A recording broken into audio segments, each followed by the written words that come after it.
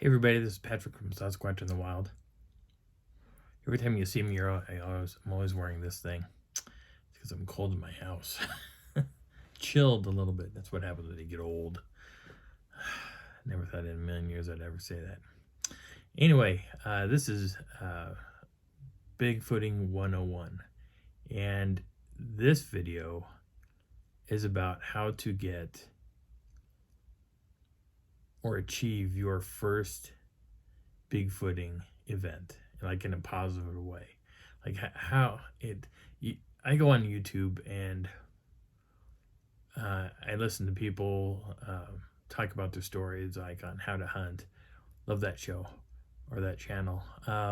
Or I've contributed to Vic Cundiv's Bigfoot, my first Bigfoot sighting. I did that 3 times. I was supposed to do more stories on this channel, but it ended because he got really sick, and so when he got sick, that just kind of went to the wayside, and he got into Dogman and everything else down that road. So long story short, this channel came about because of a friend of mine by the name of Brian Hammond, and he really wanted me to start a YouTube channel to talk about my Bigfooting experiences. And that's kind of what this is. This is my firsthand experiences on how I got to deal with Sasquatch. And a lot of stuff in the long run, you've got to deal with Sasquatch. At some point, you're going to.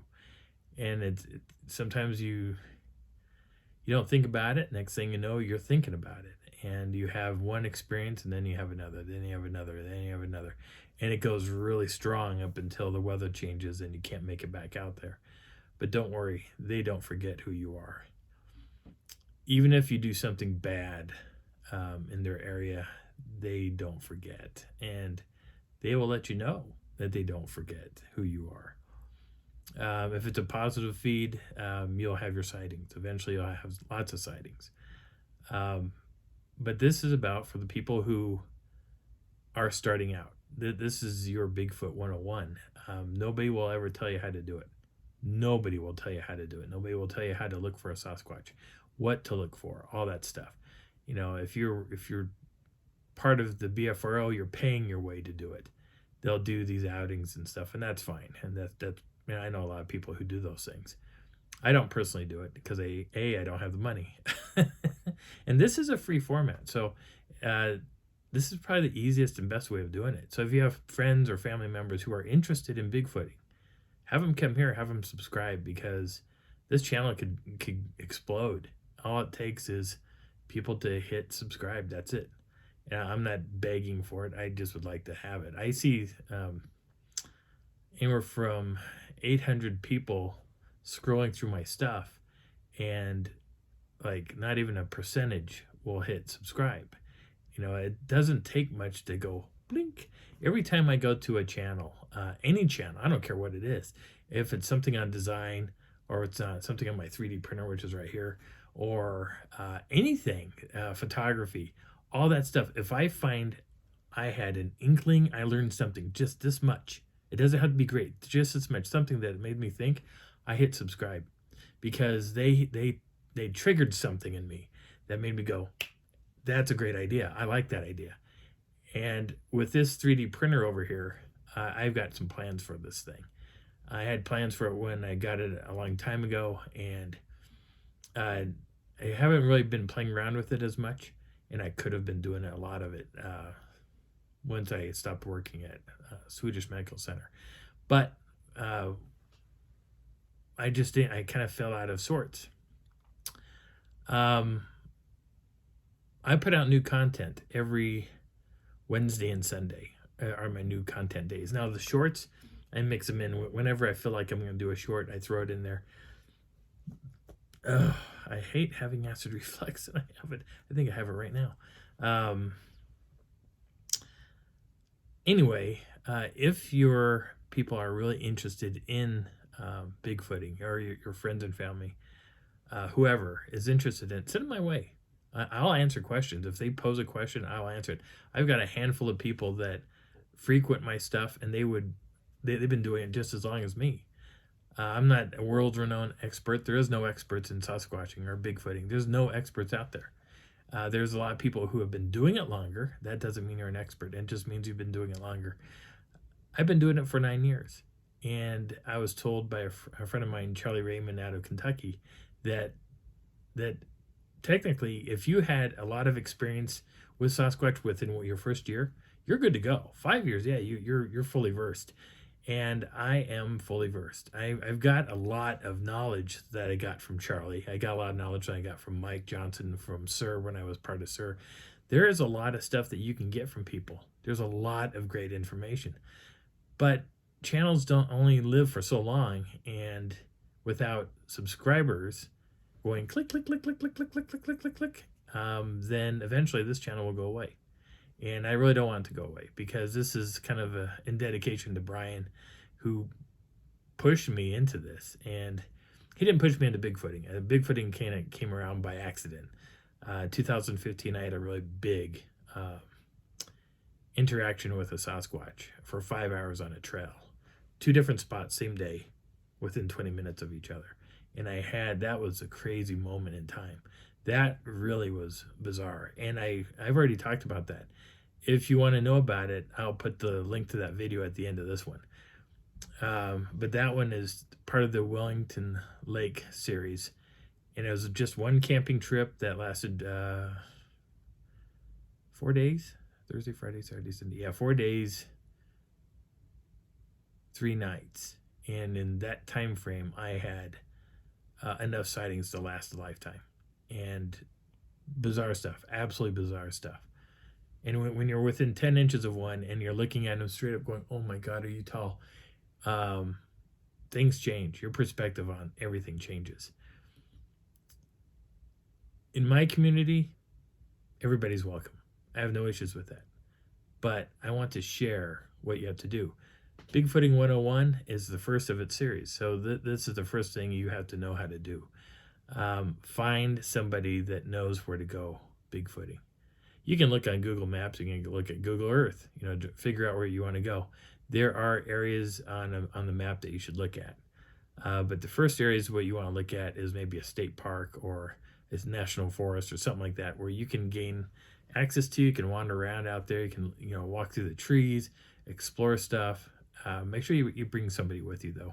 It's always best to have a secondary, another person there that kind of talk to you as you're wandering around through the woods, because sometimes it does get a little lonely and kind of creepy in the woods after a little bit. But if you find something, some evidence, take photographs of it. Bring your cell phone. If you don't have a camera, bring your cell phone. If you don't have a recorder, bring your cell phone, because your cell phone has both things usually readily available on it. What I would say is find somebody who's really heavily into Bigfooting.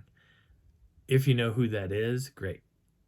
Go to that area, that part of the forest, and start to learn your areas. If you are comfortable camping, go and camp that spot. Now, if you can't find a spot, you could go to the BFRO website. They've got a vast area where you can go. You can check anywhere you want. Anywhere in the United States you can go, as long as there's some history there. If you have a park that you want to go to that you're really interested in, and you think that there's something going on there, see if you can camp there. Make sure it's not private property. If it is private property, you can ask and say, hey, can we camp on your property? They may say no. So they may say sure. If it is private property and you want to go and hike and explore it, you're going to have to ask permission. Don't just walk onto someone's property and just think that you can do it. Just don't do that. Colorado, they have a nice little clause out there, or a little law, that if you trespass on somebody's property up in the mountains, they can shoot you. I don't actually say do that. I know people have done it, and I sit there go, no, I won't step foot on someone's private property, because if it's my land, I'd be yelling at you to get off. There's no reason for you to be there unless you came to me and said, hey, can I search any property? I thought I saw something. And I said, sure. And then I would hike with you along the property and try to figure out what it is that you're trying to do. But if you have an access to a location, and I would say stay at that location, keep going to that location. And the reason why I say that, if you follow what the BFRO does, they go to all these different spots. We're going to go over here for this weekend. They had nothing happen. We're going to go over there this weekend. They had nothing happen. We went over here. We heard a wood knock. Now, wood knocks are iffy because you could do a wood knock. That sound will travel. And there could be somebody that's maybe a mile down the river, and they're hearing. They're like, "Whoa! Did you hear that? That was a wood knock. Repeat. Yeah, go get it back." And you're sitting there going, "Whoa! I had a Bigfooting event. I was wood knocking. I heard." No. You don't know who's knocking back at you. You have no idea. You have no clue on who's knocking back at you. Don't do it. Don't do it until you are absolutely comfortable about what you're doing. Because sometimes that does bring them in. But you don't want to necessarily do it that way. Because sometimes they don't want to be brought in. Because maybe they're thinking something's happened to Junior and they have to go and investigate it. And they're going to go walking up looking for you going like, "Hey, what are you doing? Where's my kid?" And you may have to figure that one out. And that's not good. I hardly ever wood knock. In fact, I don't agree with wood knocking. I think people are using the wrong tool. And the BFRO started the whole idea of using wood to pound on trees. I found something in the mountains that tells me otherwise, that they use something else. Just something else being used. Because I've been a drummer for, so when I was 10, I think I stopped right around when I was about 40 years old. I still compose music, but I stopped playing. There are reasons why drummers have issues with stick placement, is because the palms of their hand. This soft tissue in here, you can get nerve damage playing drums. And as many times as a stick hits you right here, that can cause a problem. If you look at a lot of the wood knocking things, which is usually just an axe handle or something that's been shaved down or cut down, they're using that. And eventually, that vibration that's going through that wood that hits your hand is going to hurt. And it's going to hurt really bad. You're going to drop that and go, "Oh," and that's going to hurt. You're never going to pick that up again. But there is something that is readily available that I have been discovering that that I think they're using. In fact, I tried it out when I was with Leah Marshall. Leah Marshall is a BFRO researcher, and she and I have gone out a few times. We usually we wait for Janice Magnuson to come out from Nebraska, and we hang out. We go up in the mountains, we explore areas. And we went up and we were on a private property a few years ago, and I found one of these things and I used it. Within 15 seconds at noon, me tapping on a tree and on a leaner log, I went bang, bang, bang. Within 15 seconds, she heard pop, pop, pop as a response, coming about somewhere between 30 to 40 feet above us on a mountainside. And she was like, and I was getting out, and she said, "Patrick, do that again." So I did it again. I picked it up, went pop, pop, pop. And I listened, and I could hear pop, pop, pop back coming right up from us. I was like, "Oh my God." And we were blown away by that. It's like, "Oh, that's cool." Because usually when you do a wood knock, you go bang, and you wait.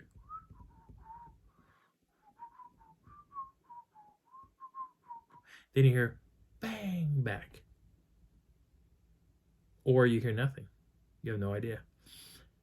Some people use jam blocks. Jam blocks are kind of hit and miss. I had a situation where I was up in the mountains with Jeff Yellick. He's a SIR member. Jeff and Tracy Yellick. Mike Johnson, founder of SIR, his son, and Scott Barta, the other founder of SIR. And I was hearing wood knocking coming from behind my teepee.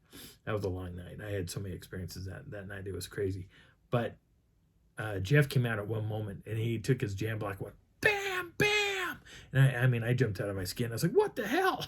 So was that Jeff? And Mike said, "Yes, that was Jeff." I said, "Dude, that scared the living hell out of me." And he said, "I know, that scared me too." I said, "I didn't know he was going to do that." And then he went back into his tent and zipped himself back in. The funny thing is, those wood knocks that I was hearing did not alter, did not change. Nothing changed. They were still doing the same pattern. What they were doing was a cadence. And it was crazy because I know what cadence are because I'm a drummer. I sat there and I listened to this going, "This is a cadence. What's coming down off the mountain?" And what I got was a family of Sasquatches coming down. And I actually watched them come down through the back window of my tent. The moon was coming up slowly over the mountains, and it was lighting up the area, and I was like, oh my God. And I could see them coming down. I was like, oh, that's cool. I mean, I was visually watching them coming off, walking single file, all that stuff. But you don't need to wood knock. You don't even need to do any of that stuff to get a Sasquatch to come to you. If they watch you and you're camping at the same spot religiously, you can do vocals, woo, whatever, whatever you want to do. They take notice. They just go,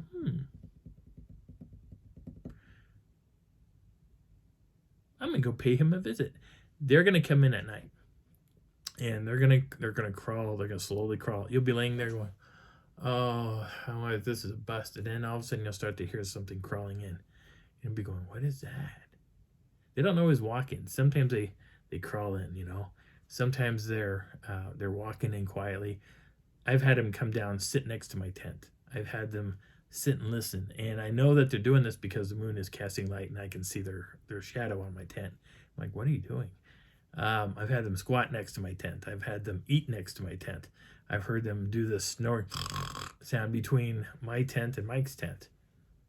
There's so many things that they can do. They can do the Darth Vader breathing. Oh man, you hear that sound, man. You're like, what's outside my tent? But again, that was still at that one location. There are areas in Colorado that I am over 99% positive that Sasquatch stay year-round. They don't migrate. They don't move to other areas. They don't follow the food. Because following food would mean that you're going to exert energy to go find it. This is their backyard. They know everything about it. Find your location. Stay in your location. Research from your location. Take photographs. Grid it. Bring out a notebook and draw down any crazy things you find. Look on my YouTube channel. I've got photographs and pictures and videos of things that I've done, and it's all on my videos. Every video has something attached to it. There's stories that are attached to it. They're first-hand stories from me. I'm not reading it from an iPad. I'm not reading it from a phone. I'm telling you first-hand experiences. And that's something that most channels don't give you. Again, find somebody who knows an area to go to. Go to your local parks. Be careful about wood knocking in a park or even doing vocals, because some rangers don't like that stuff, and you got to be very careful. You can ask them, hey, is it okay for me to wood knock out here? And they're going to say, yeah, that's fine. We don't care what you do. Just don't burn down their forest. You're good to go. Obey whatever laws that they got going on. Go in. When you leave, pack up your stuff. If you want to do a triggering thing, which is fun to do, you don't have to do food. Wait, do the food thing later after the fact. While you're there, find a stump. Look for like a rock, a bone, or a series of rocks, marbles, anything you can bring that's fun and interesting, and lay out a pattern on that stump. Make sure the stump is flat. Lay it out. Take a picture of it. Leave. Come back the next day and see if anything changed. Nothing. Come back the next day after that, see if anything changed. Oh, something changed. And now you can take notes of what, maybe something was rearranged. And once you realize that something's being rearranged on that stump, man, you're going to go, what? And it's going to be mind-blowing. It's going to just knock your socks off. I will share stories where Charlie told me to go, and I will probably do that next video, because I had a video that was already made and I accidentally deleted it. So I will put that video on the next one.